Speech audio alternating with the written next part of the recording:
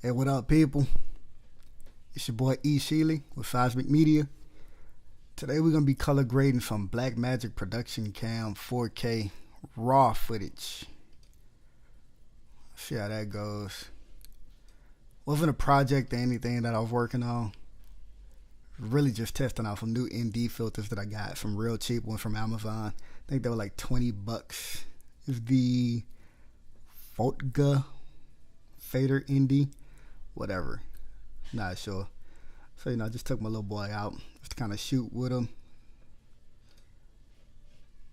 Thought I'd take the opportunity to grade this footage. It's going to be a pretty quick grade because I really don't have a concept in mind for it. I'm just going to play around with it. Just kind of see how far I can push it in raw. Alright, so we got our timeline created. Full screen. Don't want that.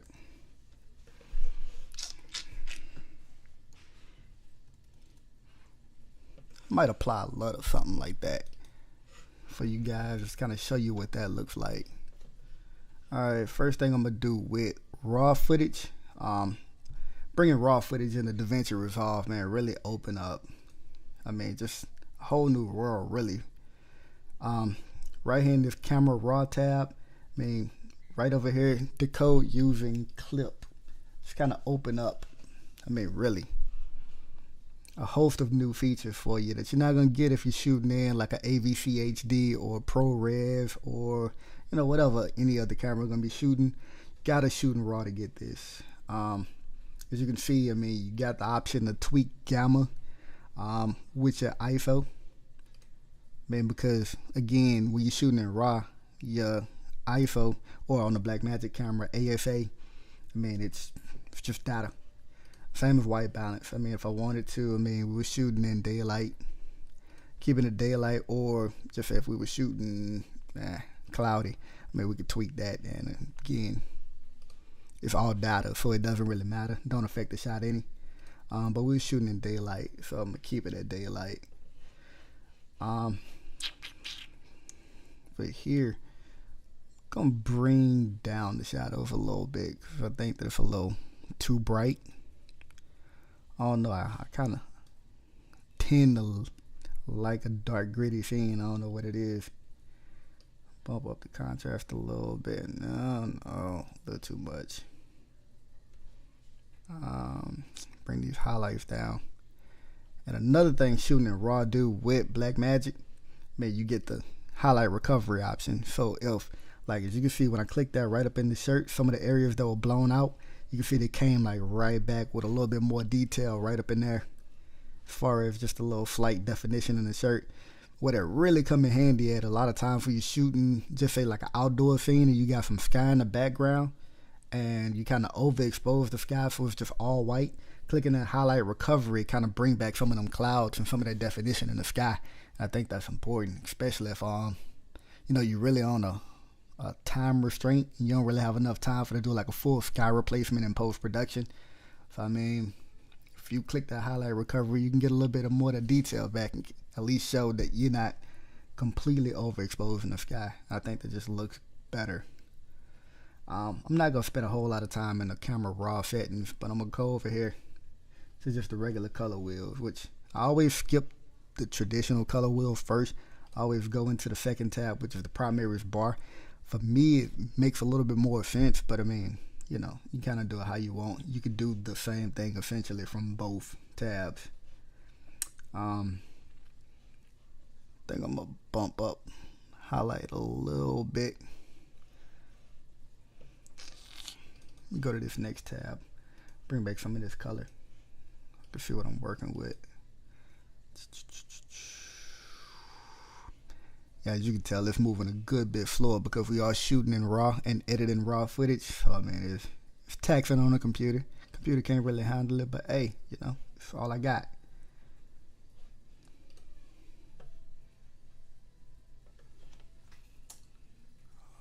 Oh Lord, the wife calling me. Oh, let me take some more of these highlights out. I don't like that actually.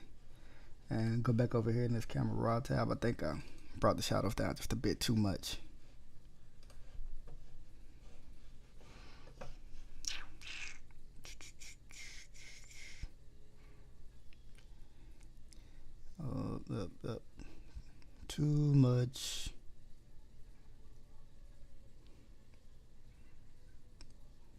Man, it's so laggy. I can't even see what I'm doing in real time.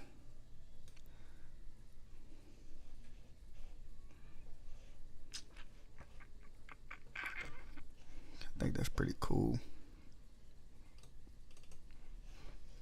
Tweak some of these curves a little bit.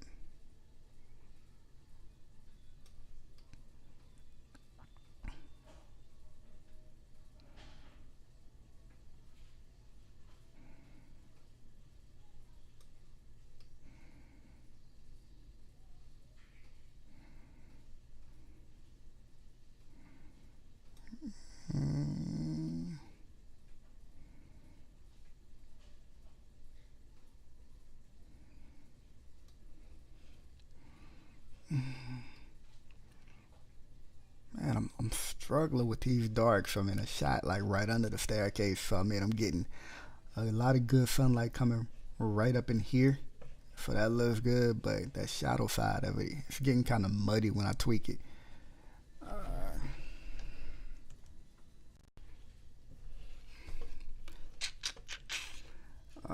Let's see. Go on this node. Once again, you know, another one of them issues where if I want to isolate the shot, the skin tones, look what's in the background. It's like the same color as skin, man. I guess I like to shoot on brown all the time. It's always brown in the background or some variation of red, but whatever. For it to qualify you.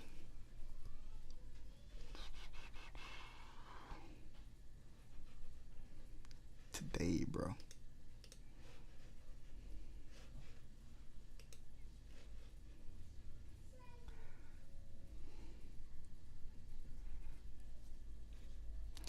You want to talk about moving slow? I have to borrow somebody's computer, man. This is just ridiculous.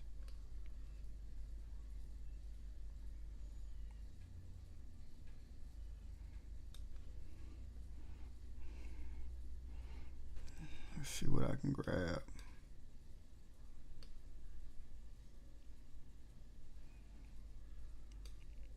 Curse is all acting funny. It's all good though.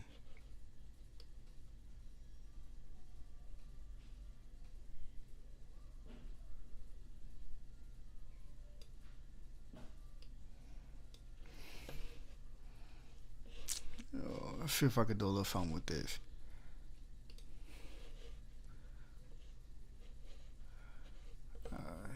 Now I'm gonna go over here to the real color wheel. Now you see this? I mean, like, why does it still have that icon? I mean, God.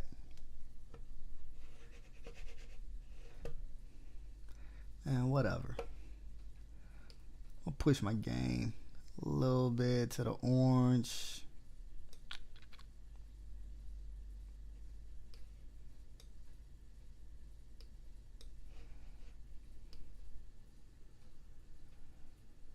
Up to orange.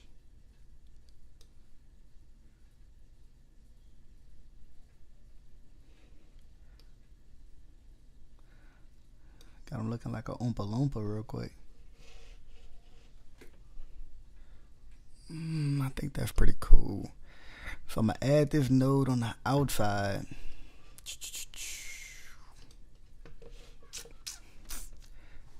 Take some of this gamma, push it to the teal. I like it, even though he's still way too orange. I like it. Oh no, too far. Too far. Abort.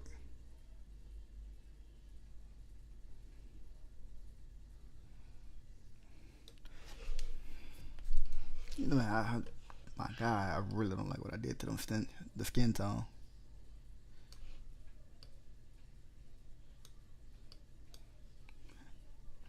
Hey, forgive me. Pimp fuck up.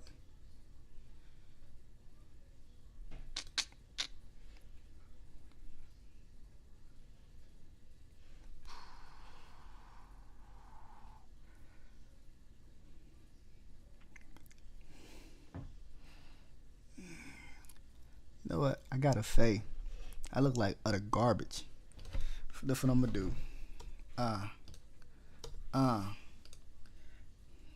Add 2 more nodes. This one I'm gonna bump up saturation just a little bit.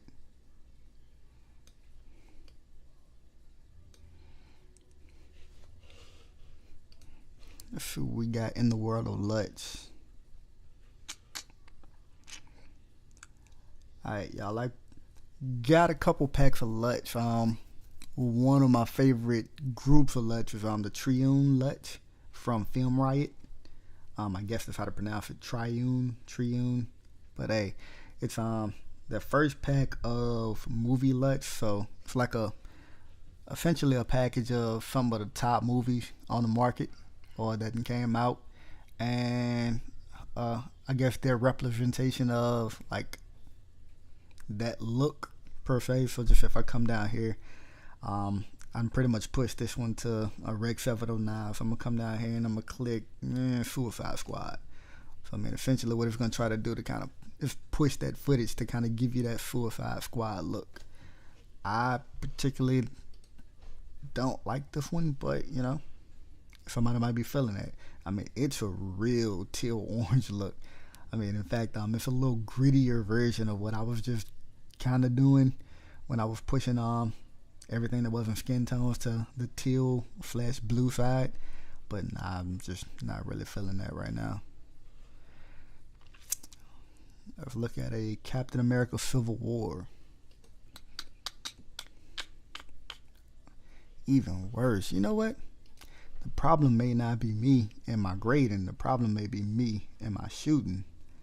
I may have just really shot a bad shot.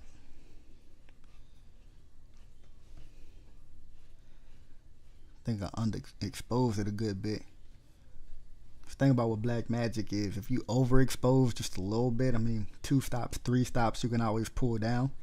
But with this Blackmagic production cam, you underexpose, you just took that L. So man, you try to bring up some of those shadows and you get that fixed pattern noise in there. Yeah, it ain't pretty. You know what? I'm gonna scratch the LUT and everything. That's what I'm gonna do. I'm gonna come on this one. I'm gonna grab me a nice little curve. I'm gonna bring my blacks up, like just my black level in general. Catch me a little curve right up in here. Oh no, brought those blacks up a little too much.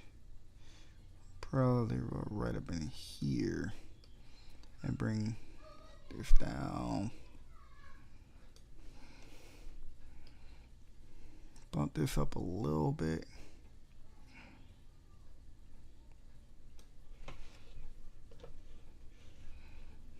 Hit the saturation back down for a little much.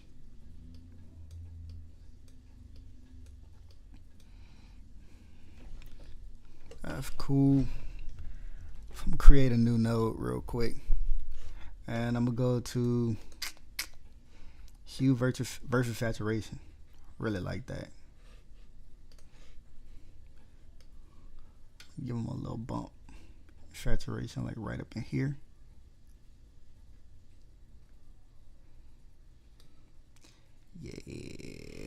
Yeah, I like that.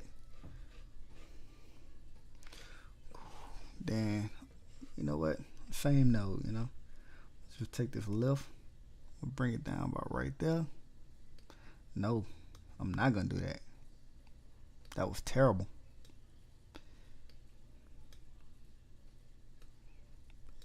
I think that's pretty cool. Yeah, I like that a little bit. And right up in the game, bring that down a little bit more.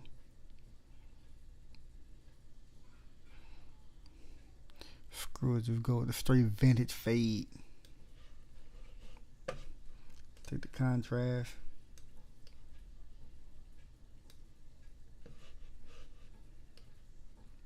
Bump a little bit more contrast into there.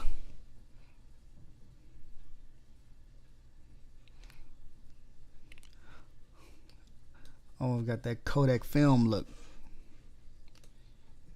try to play it. I know it's gonna play like super choppy. Yeah. But you know, I like it.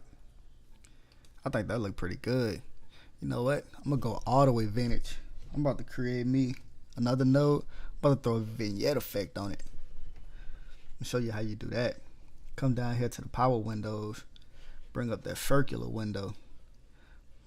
I'm gonna bring this up over here. And if, in case you're wondering how I'm doing another node like so quick, it's Alt and S, which is just create a new node, new serial node, that is. Same on Mac as it is on PC. It's just Alt. Bring this down. Move it over. And then I'm going to change it to I'm only affecting everything outside of the circle. So when I come down here, I can bring this gamma down a good bit. And maybe, you know, not so much. God, I'm trying not to be so heavy-handed, but this lag is killing me. Bro. Alright, maybe three it is. Shit. Let me feather this a little bit more. And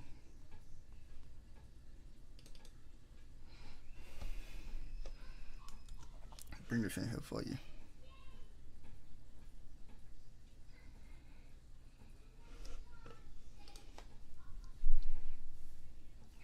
Try to play this choppy video.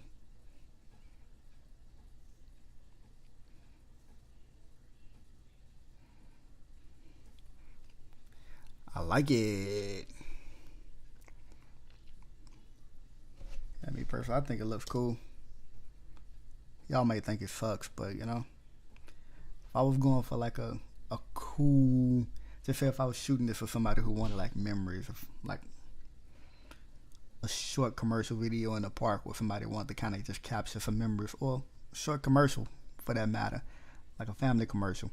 I mean, a scene like this, I mean, could really set the tone for just kind of soft and happy, fluffy, light, you know, not too dramatic.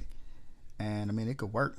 I mean, you splice a shot like this, a shot of some kids in the park, a shot of some kids with the dog, a shot of barbecuing, and something like that. And boom, you could sell like a family SUV. You know what? I'm gonna say this shot. I'm gonna sell it as stock footage to somebody trying to make a family SUV commercial, because that's gonna be dope. Let me zoom. I'm out of it. I kind of like the vignette effect. Like, kind of darkens it out. In my opinion, I think it really separates them from the background. I mean, it kind of darkens that background a little bit and just really brings focus on him. I mean, honestly, I think that's a good look.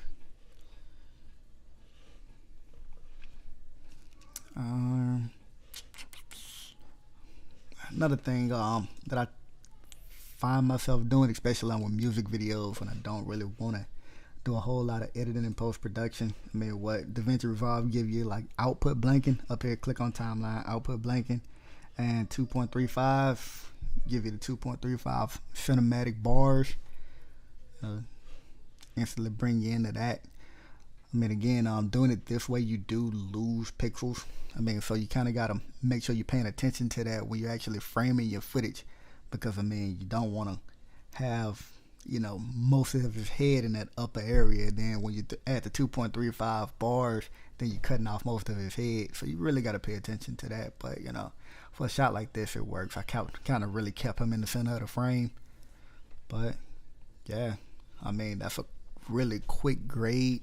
I didn't do a whole lot to it. Definitely didn't show you, I guess, like how deep you can go with stuff when you're going with RAW. But honestly, I think I just didn't shoot that great of a scene. So what I'm gonna do is I'm gonna try to shoot a much better scene in RAW. in the next couple days, and then I'm gonna grade that and just really push it, man. Just show y'all what shooting in RAW really gives you and how that benefits you when you're trying to edit in post-production and color grading in general. Another thing I do, like I color grade first. I know a lot of people in the industry don't. They edit first, but I like to color grade first and then just export as ProRes and then edit. But I mean, it's my workflow, you know. You can call me crazy, but hey, it works for me. Cool. But hey, if you like what I just did, hit that subscribe button, hit that like button. Hey, follow me. I'm gonna be doing color grading tutorials pretty often because I mean, it's what I do. So check your boy out.